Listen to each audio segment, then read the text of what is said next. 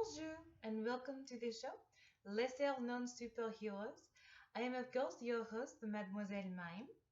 And when I would like to be in costume and do the show for you as a superhero, I've been told that doing the entire show in mime without speaking was not an option. The producers and I had a difference of opinion, which is sad for you because I am an excellent mime and you would have understood everything perfectly. What can you do? C'est la vie.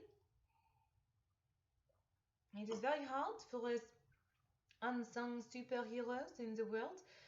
Most of us fare very badly not being our own publicist. You think I am joking, but it is no joke. Think about it.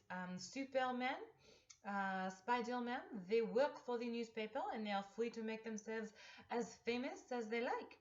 And then there is Batman, who is famous because he always whines about how he does not want to be famous. It is ridiculous. Anyway, tonight we'll be joined by one of my favorite unsung superheroes, Man. He used to be Radioactive Man until he fell into some toxic waste and lost all of his superpowers as a result. And now he is just Man. He does his very best to fight crime, and he'll be. Oh, un moment. Oh, I am receiving word that he is not able to join us tonight.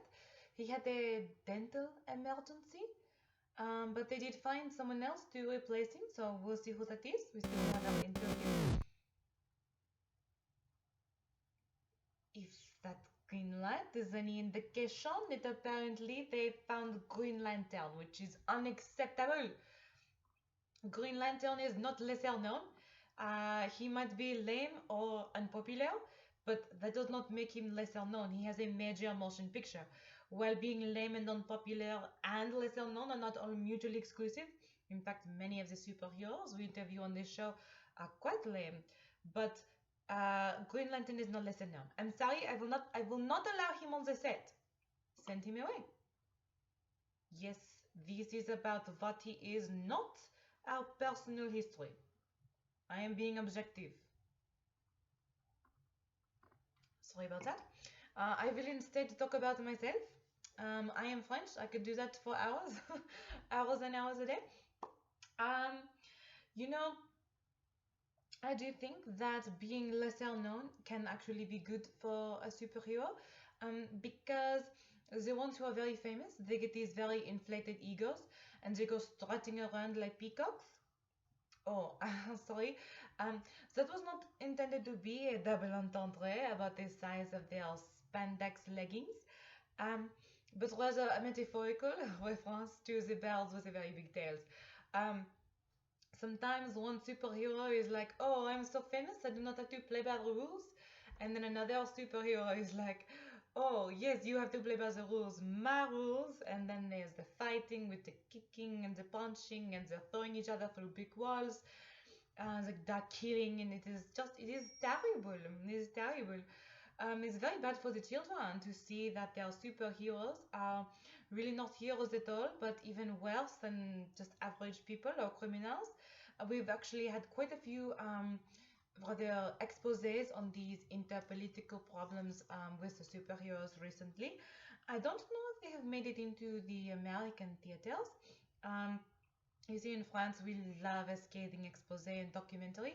However, we are allowed to drink and to smoke in the theater.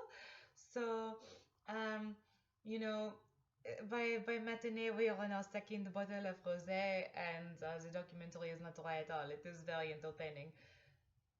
Yes, I meant bottle and not glass. I know how to speak English even better than you do, I think.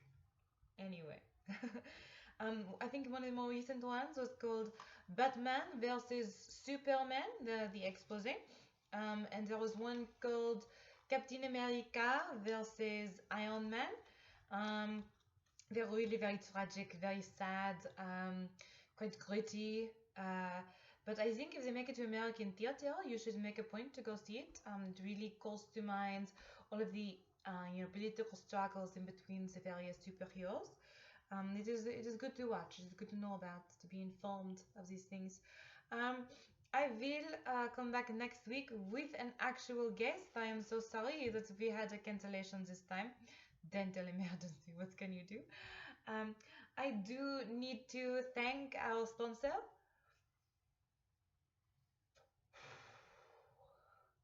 Death Stick Cigarettes, um, for the ingenue who does not care to live past 30.